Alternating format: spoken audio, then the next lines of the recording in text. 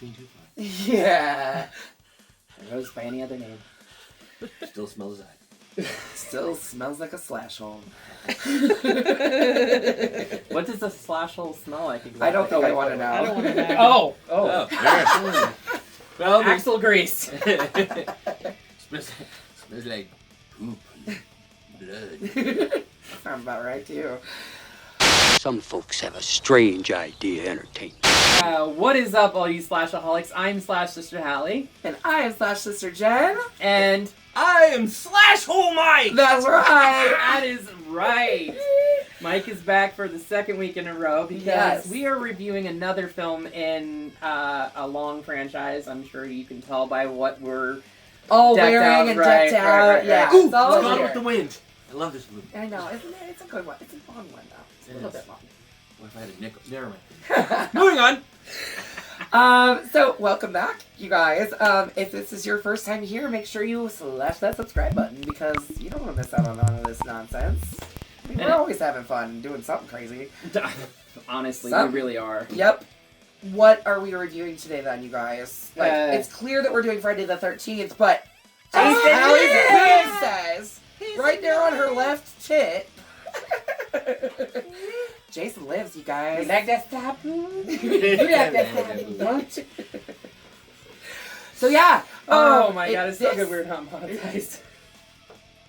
Maybe someday. We Then ever they'll have to go get back a and 1,000 change all these followers. videos, yeah. But this is Jason Lives is part of what most of us call the Tommy Jarvis trilogy for sure, and it's Yeah. the conclusion of that because this is technically the last time we see Tommy Jarvis. Technically, No, he is in Never Hike Again, and played by Tom Matthews as well. like in the scope of like the Friday the 13th franchise, this is the last time we see Tommy Jarvis. Do you know why Tom Matthews played him in this? Yeah, because the guy who played him in the second one decided to become a pastor. Born again Christian at bare minimum, yeah, but he said that it was against his principles to do a degrading fine. movie like this. That's fine. Carry on about your way, buddy. We'll find someone else to play Tommy Jarvis. And you know what? I actually think Tom Matthews is my favorite iteration of Tommy Jarvis. I mean, of course, I like Corey Feldman's version too, right. but that's a kid version. As far as the adult versions, I love this version so much more because he's like a little bit of a smartass and like kind of funny, delivers some funny lines, whereas like But he's starkly different from very 5 to 6. Very. Yeah. Very much so. yeah. But I also think it's a great improvement. I think Oh yeah. I when agree. the fifth movie came out, fans were not happy. No. Because we didn't actually get Jason. Well, not only that, but they also teased the fact that Tommy was going to become the new Jason. Not only Exactly. at the end of 4, but at the end of 5. And then they were like, oh, Nah. wait, this isn't working. We need to bring Jason back. That's because that Tommy Jarvis sucked. Yeah. That's Tommy Jarvis. Nobody The would second- the- believe that guy. No, No. no. He was, well, I mean, I think he was supposed to be playing, like, somebody who was, like, seriously damaged from what happened to him earlier in his life, and I get that, but, like, Yeah, but the That end, physicality he wasn't wasn't- there, right, and yeah. the whole thing was just like, most people would be like, whatever, dude. right. Well, then as we said in our video for that one, at the end of it, how the fuck did he end up with not only the hockey mask, which would have been in police evidence, Yeah. but a kitchen knife? Yeah. He's been in the hospital the entire fucking time, in that room. Where did the kitchen knife come It from? was all in his head. And that's we're led to believe with the opening of this because we see Tommy Jarvis, who's no longer institutionalized, out with a friend. Yep. I mean, he's been released from the hospital. Mm-hmm. And, yeah, they're driving their truck out to, what is the name of the cemetery? Resurrection Cemetery or something like that. Something I like can't that. remember. And it's no longer Um, Crystal Lake either. It's Forest Green. Forest Green. Yeah, pretty freaking weird. Tommy, though, is still suffering from flashbacks of Jason Voorhees, who he actually killed at the end of the last movie. At the end of 4. At the end of 4. Yes. He killed at the end of 4 because 5 is Roy Burns. Right. Anyways. Unless it was the one with the red markings on it, and then it was just a hallucination. Right. But it was not. But it was not actually Jason. And it wasn't Present in real time. Right. I cannot think of the actor that played Jason in the 5th one, but they actually contacted Tom White to come back Right. and play Jason in this, and he's like, Yeah. He later regretted that. Yeah, decision. the guy who plays Jason in this one. There are two. My boy. There are Yes, two there different is ones. two. Well, yeah, for like one little. Yeah, there's like one scene, and then The scene that takes place during the paintball yeah, is a completely different Jason. Right. Everything else is CJ Graham. CJ Graham, great guy, yeah. great guy.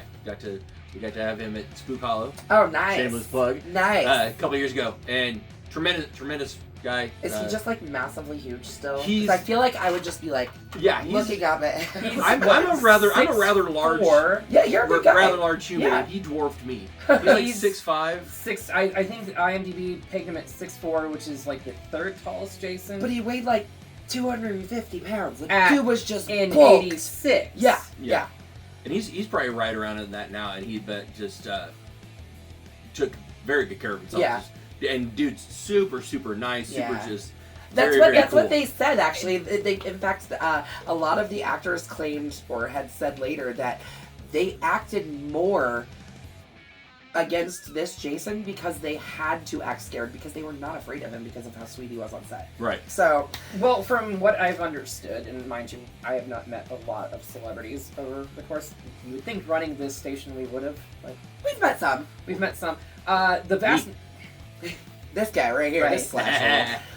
but the vast majority of people that play killers on film, television, and stuff like that are some of the nicest fucking people you'll ever meet.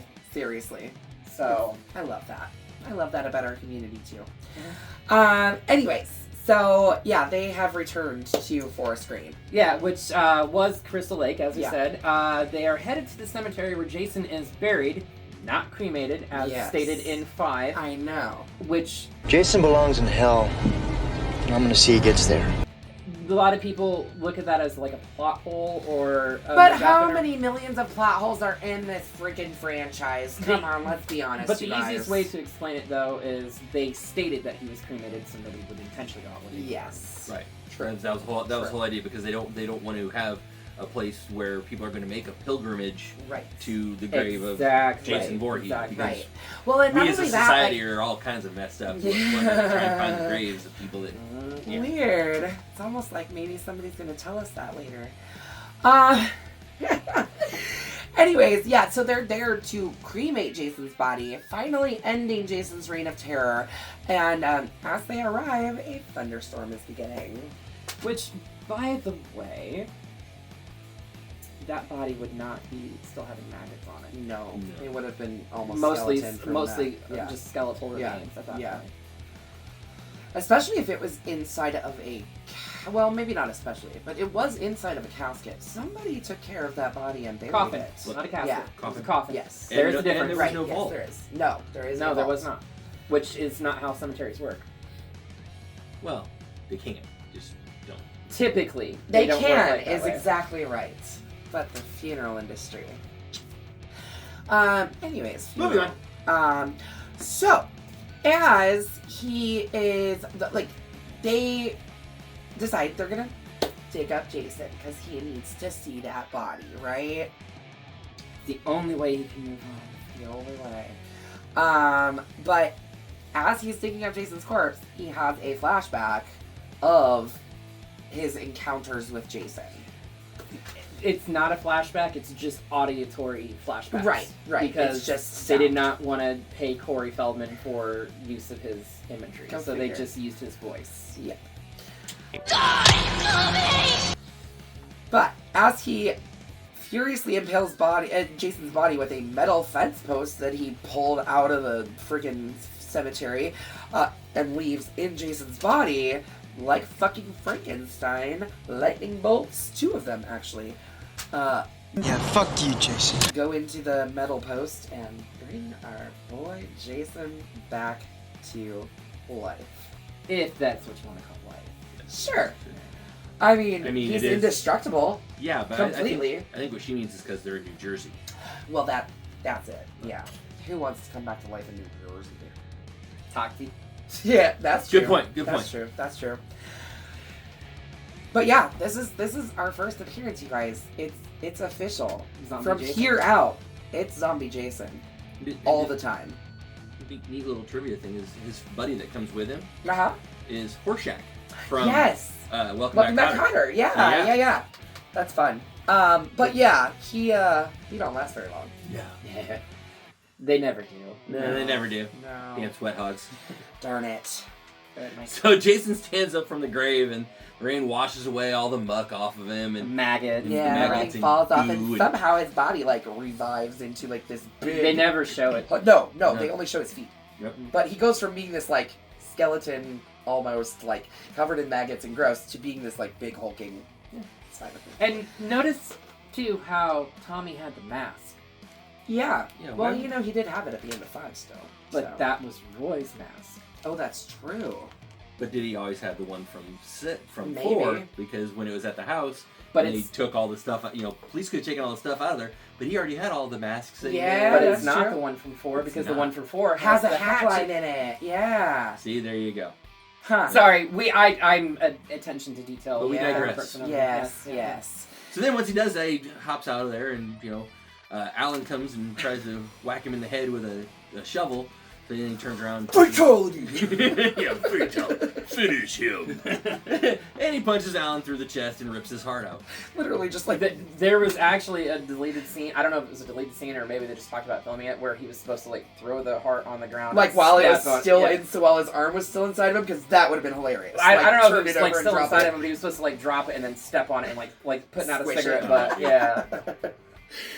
That would have been a little bit too on the nose for me. But. Yeah, Jason. Oh come then... on, this gets way more meta than that. No, No, it not even definitely meta, does. This just- movie is it is on the nose, I think, on a lot of levels. It's definitely meta before meta So, was really a thing. Yeah. What did you want to be when you were gonna grow up? Yeah. Yes! What did you want to be when you grew up? Told you. Dead meat. Real dead meat.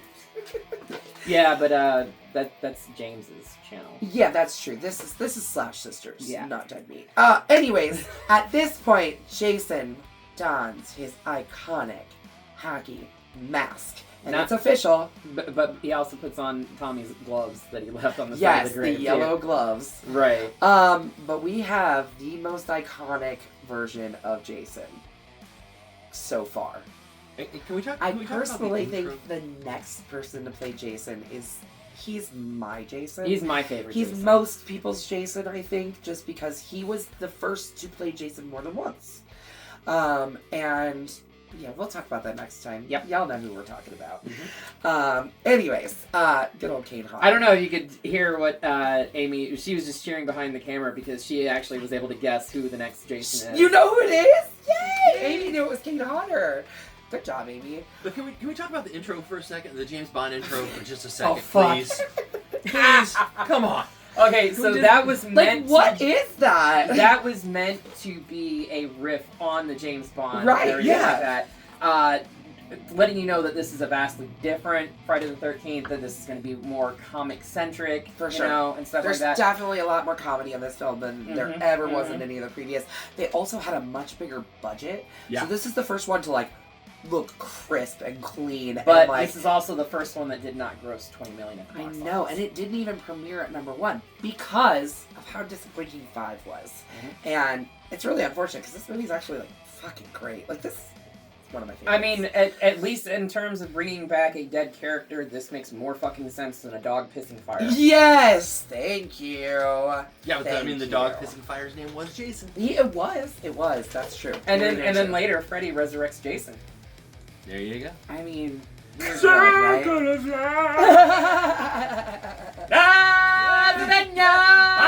Okay, hold on. Now, you talk shit about me getting in trouble with Spencer from Ice Nine Kills, but you guys cannot be singing Disney shit. We will get in trouble. That's why I stopped. That's why I stopped. I know you love Disney. I know, Mike. I know. This man literally has Disney tattoos all over Every his body. tattoo he has is a I'm Disney just tattoo. trying to save us from getting in trouble, okay? That's all. Settle down. You do not mess with the House of Mouse. No, we don't. safe place. I'm not saying that I don't love Disney. I love Disney, but I do not love them enough to pay them millions of dollars because I they do. want to sue us. I already have. You probably have, right? Moving on. So, Where are we at? Oh. you go. My Go turn. ahead. So Tommy flees to the sheriff's office where he attempts to warn the police of Jason's return. Instead, Tommy is arrested and jailed by the sheriff, Mike Garris, who's aware of Tommy's time spent in a mental hospital. Yeah. Will you listen, damn it? Don't piss me off, Junior, or I will repaint this office with your brain. Speaking of time spending in the mental hospital, that truck that he is driving at the very beginning of this film.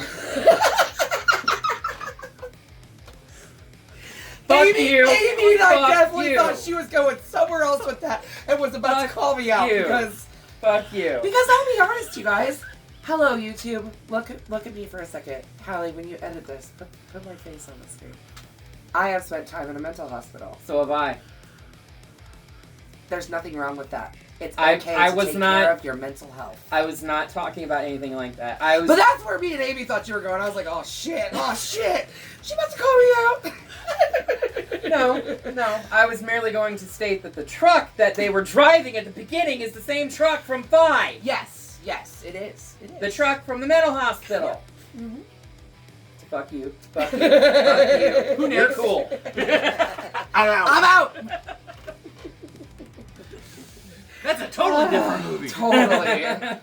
Man. Alright. Sheriff Garris says that Tommy is hallucinating Jason's return and that no one wants to hear about Jason anymore. That's why they changed the name. Yes. I'm sorry about what happened to you and your folks years ago, but no one in Forest Green wants to be reminded of what that maniac did here. That's why we changed the name. When they cut to camp counselors, yes, this is the first time we actually get camp counselors. 2. We haven't had camp counselors since part 2. Mm-hmm. It's crazy, you guys. Darren and Elizabeth. Darren, who is played by the wonderful Tony Goldwyn. Yes. I will always know him as the bad guy from Ghost. And I will always know him as the voice of Tarzan. There you go. There you go. And I will always know him as Dirty Harry. Well, there you go. Well, maybe not. We'll get there. Moving on. Who get lost looking for Camp Forrest Green. Yeah, it's no longer Crystal Lake, which used to be called Crystal Lake. Yep. They then discover Jason. I love the line that she has here. It's so iconic. This line, yes. She says, I don't have it written in there exactly, but she says, I've seen enough horror movies to know any weirdo wearing a mask is never friendly. This is like the first super meta comment because this one is. We're in a horror movie talking about horror movies and the tropes of a horror movie. Mm-hmm. So yeah, this is where that first oh I see what you did there. Yeah. Yep. But yeah, she that line is iconic. It really is. It really is. After Darren tries to pull a little itty bitty 30, what would you call it? Snub nose 30? Yeah, that's what it looked like to me. Revolver on Jason. He stabs through Darren, then murders Elizabeth. And actually, there was a take that they did with this because they used a fucking metal rod. A real spear. Yep. Went through the goddamn glass. They could only do one take. So Jason, C.J. Graham, takes the rod, goes through the glass. As soon as it hits the glass, it diverts the direction that he was aiming it, and it goes straight towards Lisbeth. Her by us, which is Nancy McLaughlin, which is the director's wife. Yes. Yeah. They're not married anymore, but they were married at the time. Yeah, at the time. Yes. But yeah, then he follows Lisbeth, who tries to pay him off. Right? She's like, "Just take this money," and then he stabs her in the head and holds her head underwater, drowning her. But not before we see the American Express card. Don't leave home without it. Fall from her hand into the puddle. Yeah, that scene it's something else. Well, not only that, but when he does stab Darren, and that's where I was talking about the Dirty Harry thing. Yeah, he pulls a little snow. He says, "What are you, Dirty Harry?" Yeah. Yet another great meta thing from there. For sure. But then when he does stab him, then he takes him and he yeets him. Just throws him over his he's shoulder. not even playing around. He's just like, "You move, gone." See ya. Bye! Out of here! And not even he doesn't throw the spear, because he still uses the spear. No, he throws him off of it. Yeah. And Darren off the spear. We keep calling it a spear. It's not a spear. It's the post that he was stabbed with. It's a wrought iron brought post him back to life. Yeah. So yeah, there you go. What's next on this little list of things? The next morning, and at least have Rick drive out to Cunningham Road and look for him. Megan. Sheriff Garris's daughter, Megan, arrives at the police station along with fellow camp counselors, Sissy, Court, and Elizabeth's sister, Paula. The 4 teenagers are there to report that Darren and Elizabeth are missing. They're just out fucking someplace. Yeah. The best I can do is call the station and Carpenter and have them keep a lookout for them. Yeah, Thanks, Dad. That's when Tommy warns them about Jason, who's now considered an urban legend. Don't beat him up too bad, Dad. He's kind of cute. Which, like, after at least like 7 years. Yeah, right? Like, how is it an urban legend? How do these kids not know who Jason is? Like, it's not been that long. Like, yeah, you could change the name of the city all you want. Well, you can change the name of the camp we actually don't know how much of a time jump there is between 5 and 6. They don't ever establish how much of a time jump there is. Okay, but we're also made to believe that he's 18 in 5, right? Like around the age of 18. 17 or 18 in 5. Yeah. So I'm saying he's probably about 23 in this. Maybe. So probably almost you 10 too, years. If he's been put in a mental institution legally or because of all the things that happened, they're going to release him at 21. Yeah. So, okay. So somewhere 21, 20, That you're probably right around 21. Yeah, you're probably right on that. Actually. So then it would be almost 10 years, at which point those teenage counselors would have been about 7 or 8 when the events of 4 happened. Just stop talking about those things. It doesn't just go away in 10 years. Right, and you also got to figure too, they're kind of about the same age as Tommy anyway, as we see because of the interactions with them. Right. So, but it could also have been, as we've seen time and time again in movies with parents, they want to keep their children's innocence so the children don't know. This is a time. I mean, I guess they did do that internet. in Springwood. They buried everything. Yeah. So I mean. Well, they did it in Springwood. They did it in Haddonfield. Yeah. They've done it in Creve Coeur. Kentucky. Yeah, it's true. What are we ignoring in Creve Coeur? Who cares? I don't know. Does it really matter? All of it. Despite being immediately attracted to him, Megan isn't quite sure if she should believe Tommy, but she does say he's pretty cute, so don't beat him up, Dad. In the woods, Jason finds a group of corporate bigwigs playing paintball. He decapitates 3 with one at the same time. Well, before he does that, he actually comes across somebody who is wielding a machete. Yes. Rips his fucking arm off, still holding the machete. Yeah. She should have stayed in the kitchen where she belongs. Picks the arm up with the machete. Right, and then he just kind of looks at it and he's like, I know. Yeah, and this is where Jason gets his machete for the movie. Yeah. Yeah, he gets one in every movie. See, right. I would love to just overdub that just one time just so he could just be like, my precious. Yes. Oh, that would be hilarious. So, but when he grabs the dude's arm and rips his arm off, he throws him across the way, and his face splatters into a smiley face carved into the tree, leaving a bloody smiley face behind. Yeah. Then he decapitates 3 people in one fell swoop with one whack. Yeah. 3 with 1 blow! 3 with 1 blow! Yeah. They actually, Camp Forrest Green memories, there's this whole, it's literally like a 6-hour long documentary about... it's actually longer than that. Is it longer than that? It's almost 8 hours. Yeah. So, it's a very long documentary about everything you could ever possibly want to know about the Friday the 13th franchise. But there's also another good one called "And His Name Was Jason." Oh, I've never seen that Tom one. Savini actually hosts it. Oh, let's see. Now I'm gonna have to find it because it's down my boy. But there's actually there was quite a few scenes that were deleted because they were considered to be too violent. This one wasn't deleted for that reason. It was deleted because the heads didn't look as good. Yes, Tom Savini wasn't doing makeup. Yes, but they did create an effect where all 3 bodies fell at the same time without the heads, and that got cut too. But it looked really cool from what I mean. I saw the behind the scenes stuff, and it's a really cool effect. It's sad that it got cut. But yeah, he then also whatever that little nerdy guy is, he's out there running around by himself. Whatever his name is. Times. Yeah, he shot Jason once. He fucking dismembers him. Literally, rips that man to shreds. So, and the cool thing about the cool thing I always thought about this scene that was really cool is, for the most part, you always see Jason just kind of show up. Yeah. He just kind of is there. This one, you see that he was in a tree.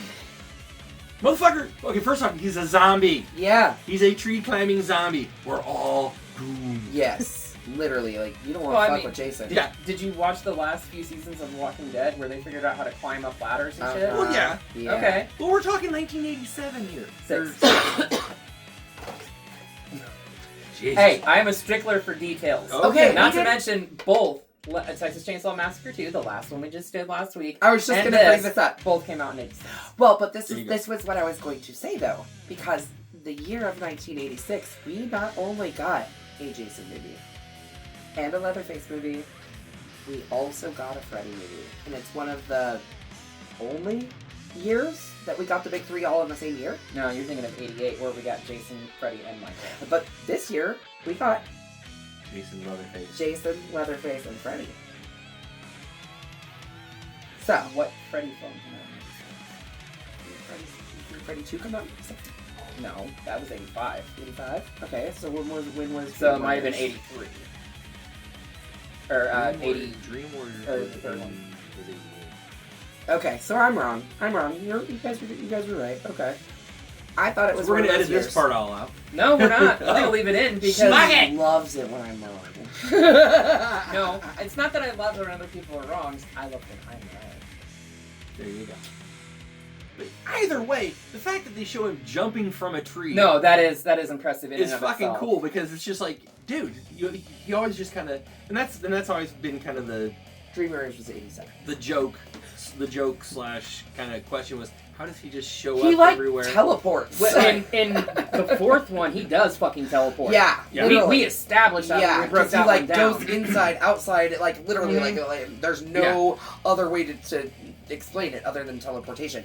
But yeah, he definitely like teleports in this too, because he drops out of a tree. Also, when he kills the girl that like in the beginning, Darren and Elizabeth, when he kills her, he literally like just drops out of nowhere. Like his feet land over the top of her head right before he stabs her. Like, where'd he come from? We don't know.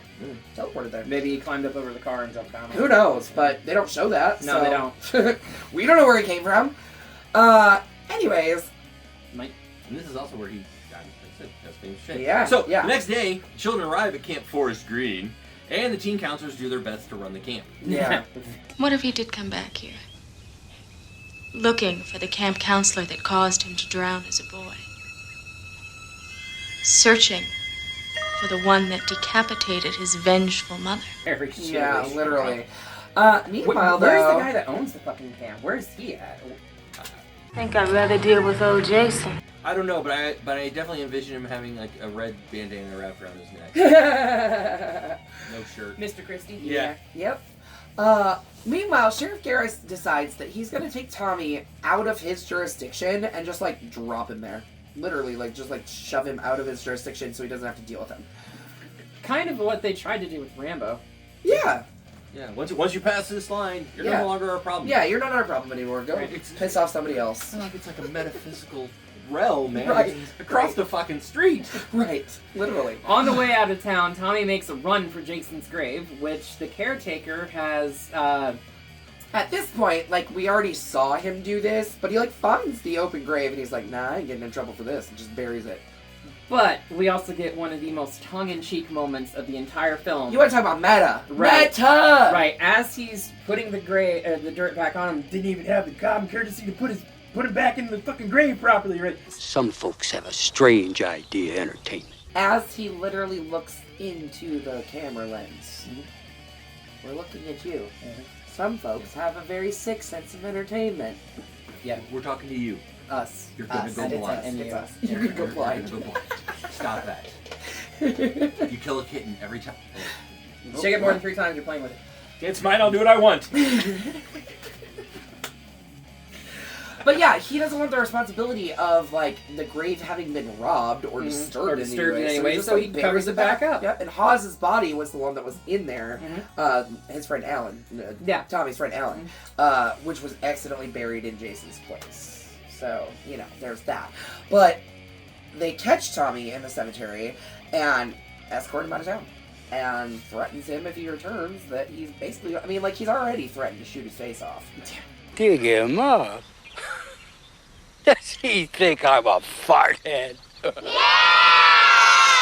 Like, well, because the deputy's got an itchy trigger finger with his mail order laser sight that's like bigger than the fucking gun. Yeah, that gun was dinky compared to the laser sight.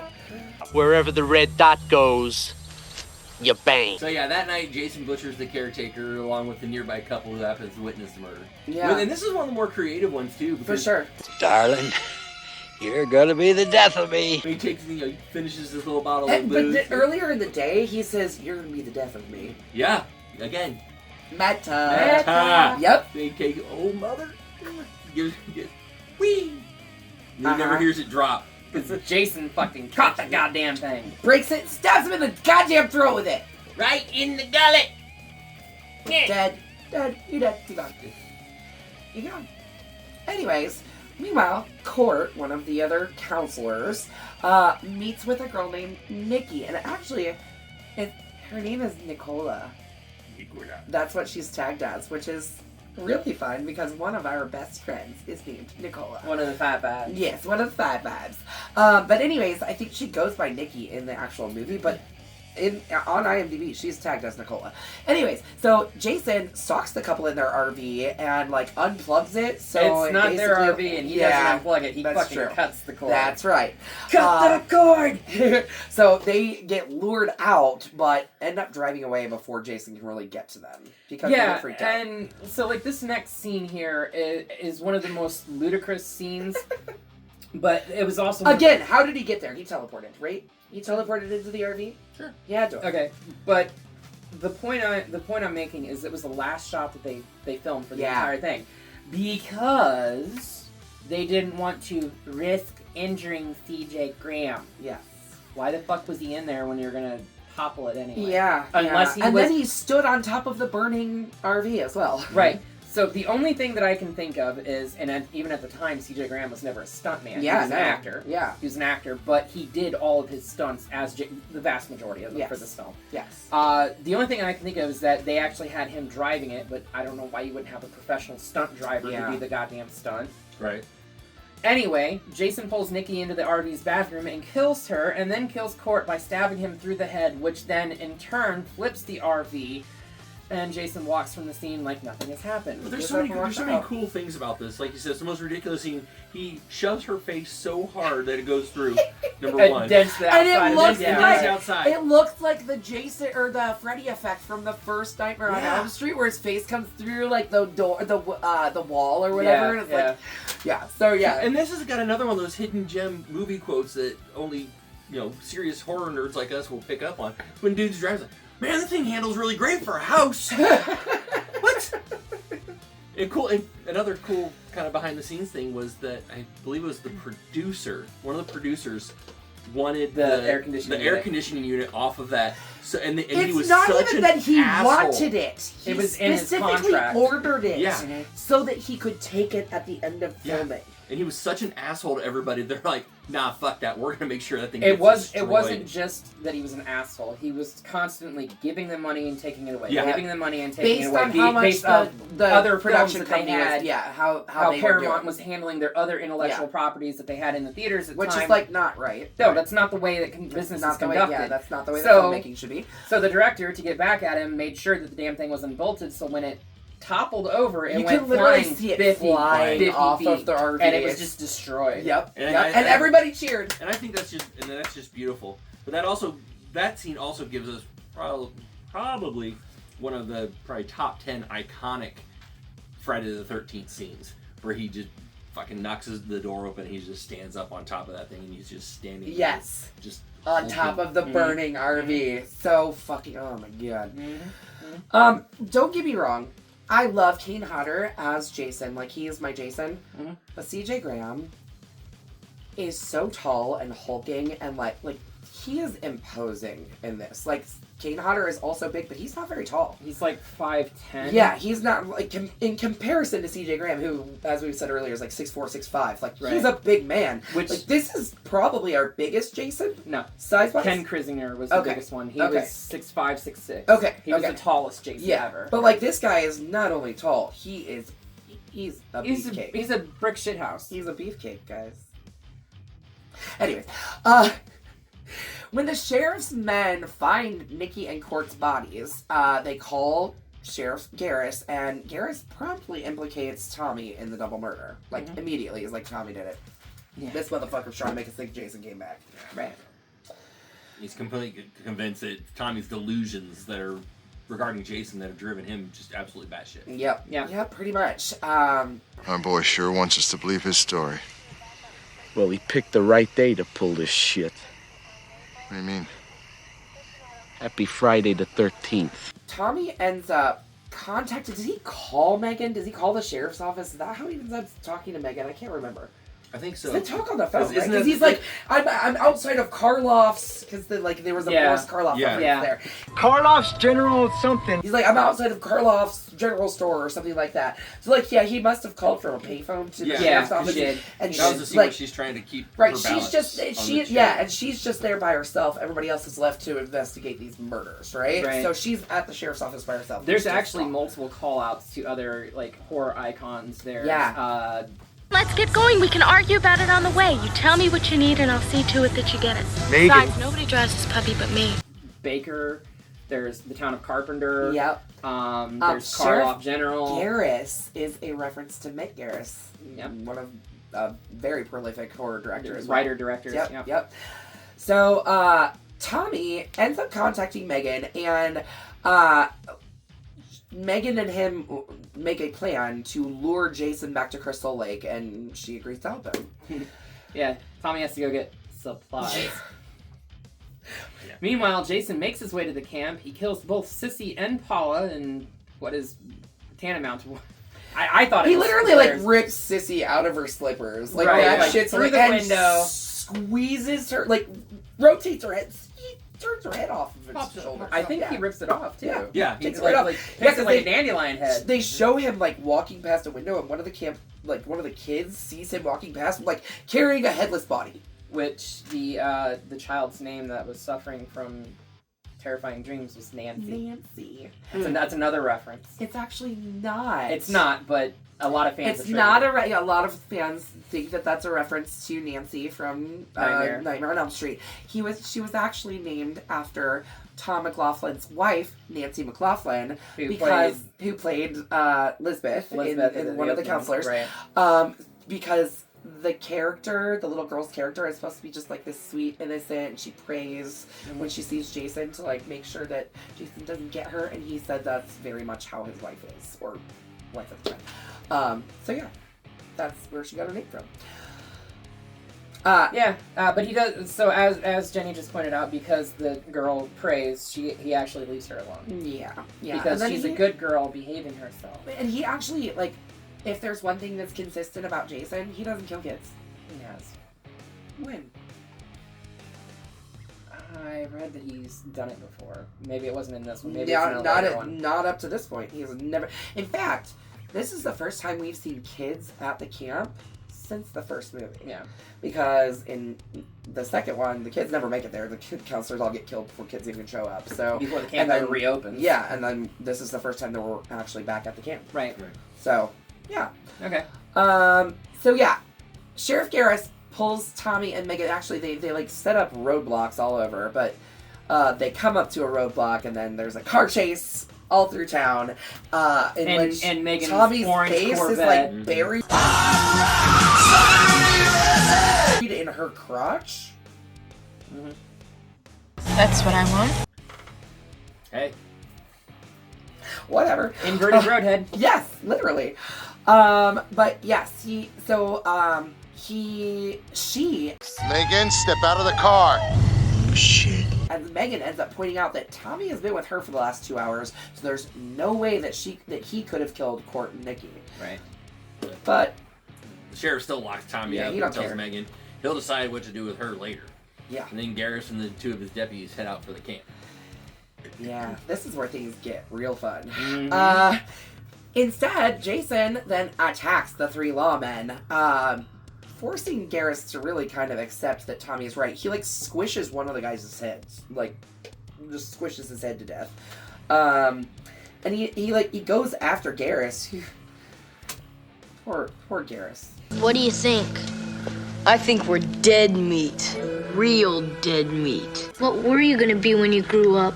Garrus tries to distract Jason from saying, not my girl, not my girl. Yeah. And Jason literally just folds him. Yeah, because at some point, like as the police are being attacked, then Tommy and Megan show back up at Camp Crystal Lake. The only way now to stop Jason is to return him to his original resting place, where he drowned in 1957. And, like, Jason goes after Megan, and yeah, Garrus goes, like, not my girl! He comes out of the woods and attacks Jason. Jason folds him in half. Arguably Literally. still one of the coolest kills. One of the greatest kills Ever. I remember, again, because I'm old. I remember going and seeing this in a movie theater and just sitting there, just yeah. Oh my god! So it's one of my favorite kills. It's up there with honestly my favorite Jason kill is in Freddy vs. Jason. Same thing. The bed folds scene, guy the in bed half, fold. but it's the bed fold. Yeah.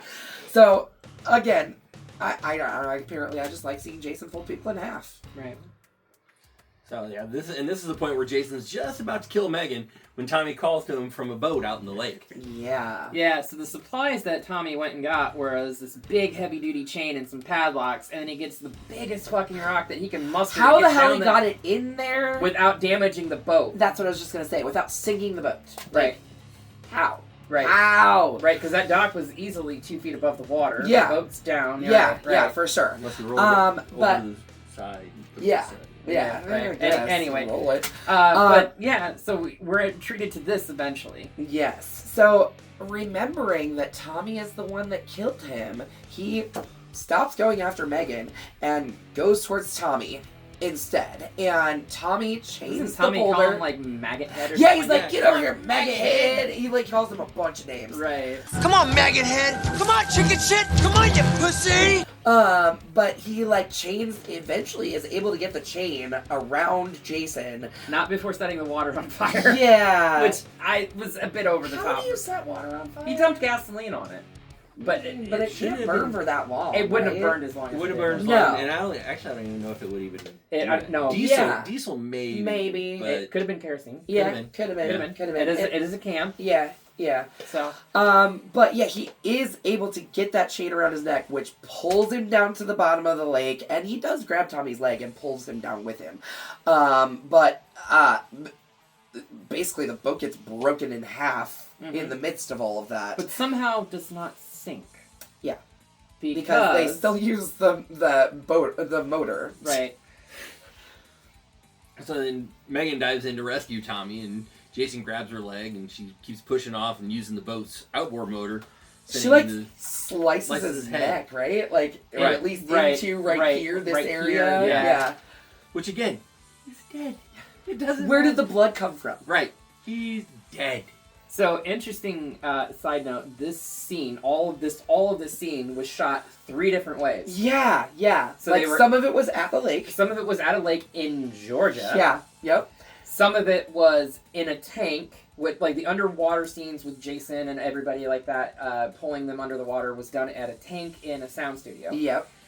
But the outboard going into Jason's neck, because they didn't want to ruin the tank at the studio, was done in the director's parents' swimming pool in their backyard, which the gunk from the prosthetics destroyed the pool filter. Yeah. And he had to pay to have that pool filter replaced. Yeah. I mean, I guess better to have that pool filter replaced than to have to replace something at a major studio. I guess. You know? I at that point, I would think the studio would pay for it. You would think, but whatever. Anyways, Megan ends up swimming back to shore and revives Tommy using CPR because she's a camp counselor, so she's got that training. There's actually a deleted scene where Nancy, the girl that was praying for Tommy. Oh, okay. She was praying for Tommy, and then when Tommy revives, she looks up to the heaven and says, "Thank you, God." No.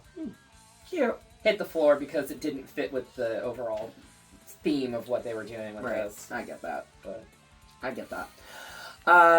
Yeah.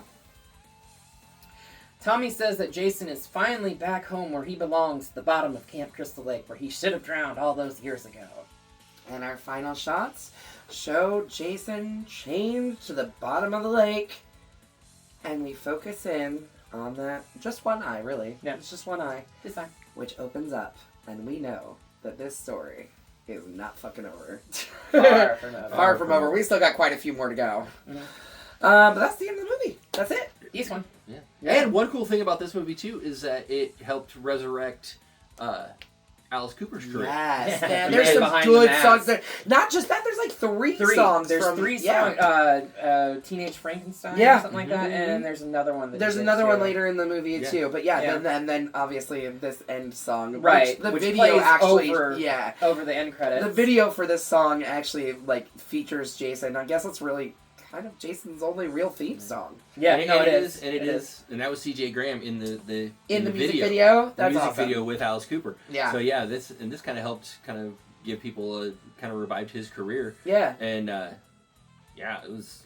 This is probably one of my favorite Friday. Yeah, it's way up there. It's definitely in my top 3 for sure.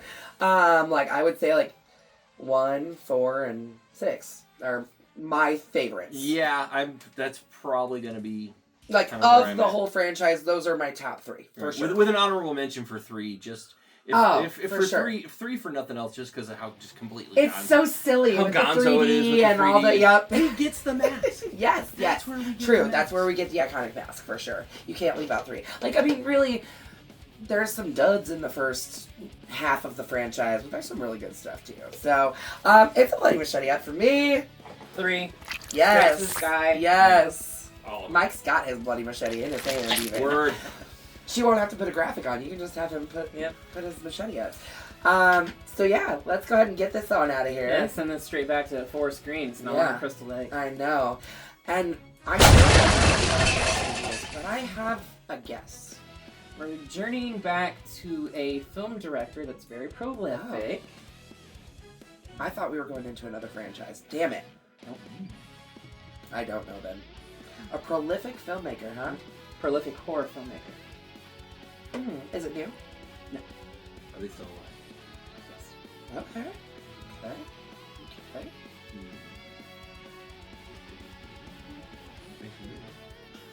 Are we doing John Carpenter again? Mm-hmm. Okay.